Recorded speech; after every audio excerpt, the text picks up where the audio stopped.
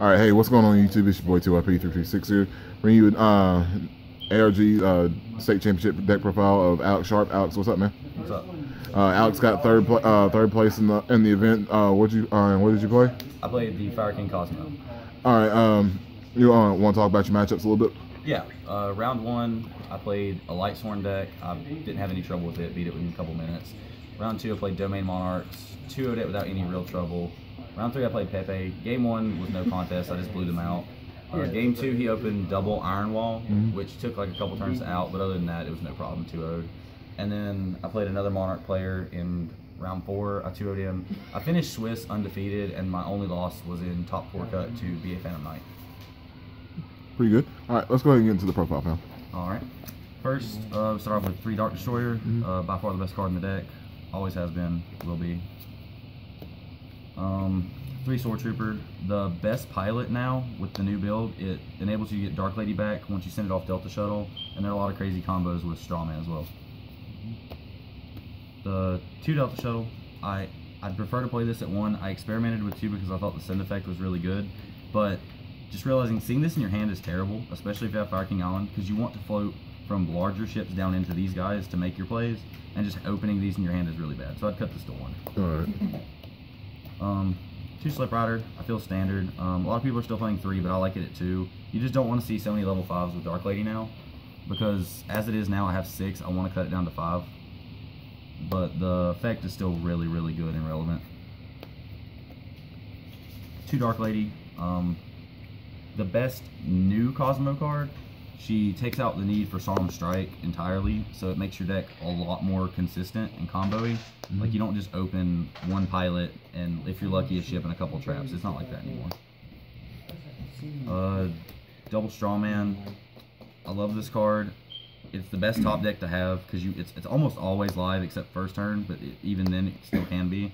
And you use those to go into the Herald of Pure Light to send back your Garunics to continually keep your Fire King Island live.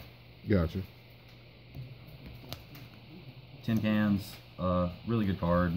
It's pretty self-explanatory. It does what it does. It wins games. The 1 Forerunner, just to have a higher level target to float down into, and the life gain effect can come up. It's not really prevalent. Right.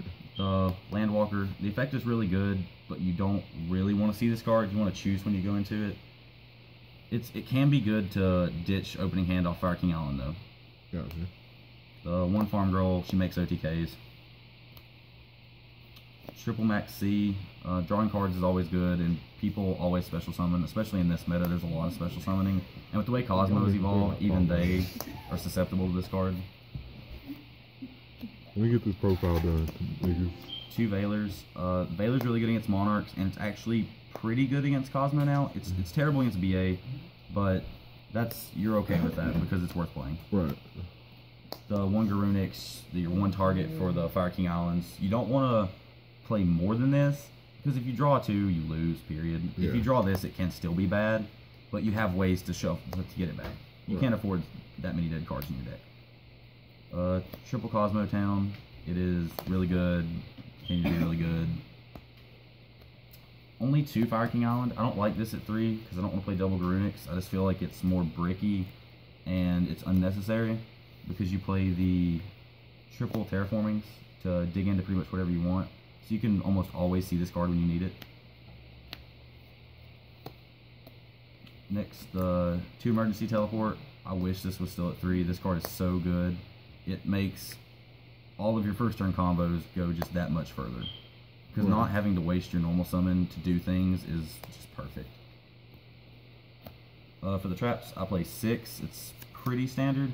3 Cosmojo. The card's just amazing.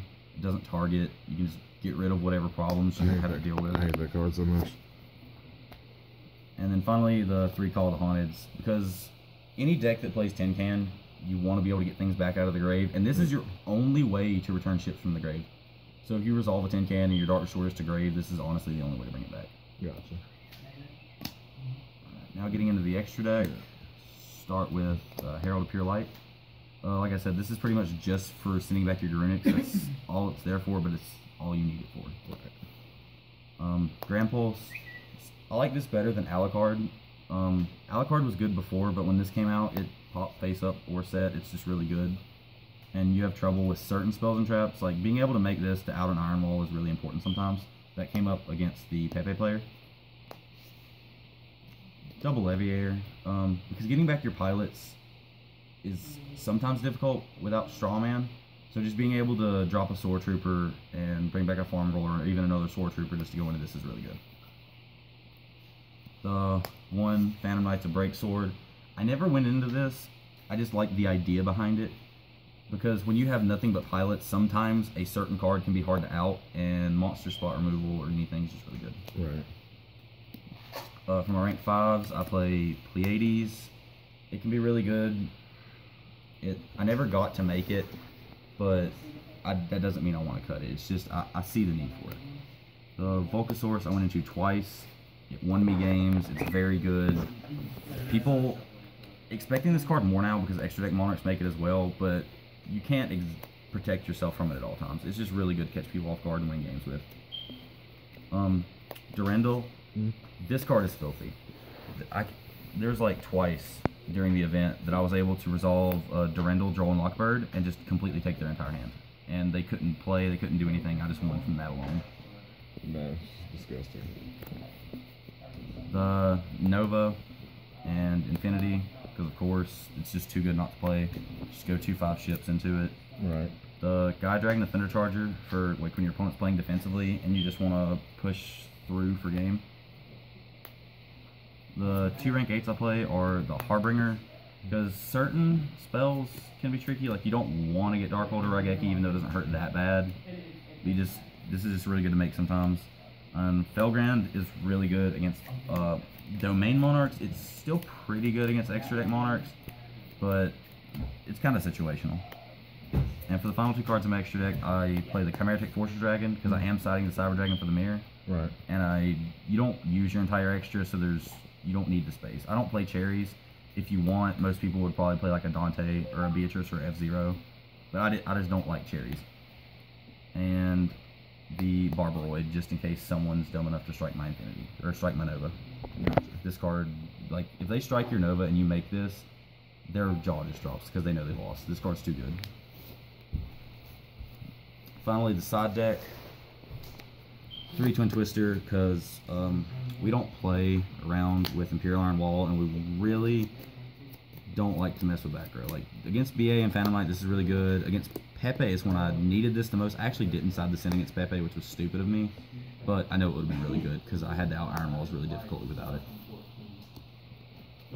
3 System Down for the mirror. I feel like this is the best card in the mirror because the only problems you have are their big ships at times, like when you can't get your own out. So you just banish all theirs and don't have to worry about it. Like I said earlier, the 2 Droll and Lockbirds, this card is absolutely amazing. If you play this against Mermail, they just stop, they just lose. If you play this against Monarchs off of like the first draw, like a Pantheism or something, that really hurts their plays as well. I really, really like this card in this meta. I pulled one of those earlier today. 2 Mask of Restrict. I would play 3 and maximize this. I just wasn't able to get my 3rd, but this is pretty necessary against Monarchs. I'd say it's your worst matchup. Right. Finally, for the one-ofs, I play the 1 Vanities for the mirror, and for BA Phantom Knight, this card's really good now. People don't expect it. The 1 Wicked Witch for the mirror. I never played the mirror. There were a couple times this card could have came up. I just do not like it in main anymore because you play too many other pilots. There's no space for it, but I'd still keep it inside.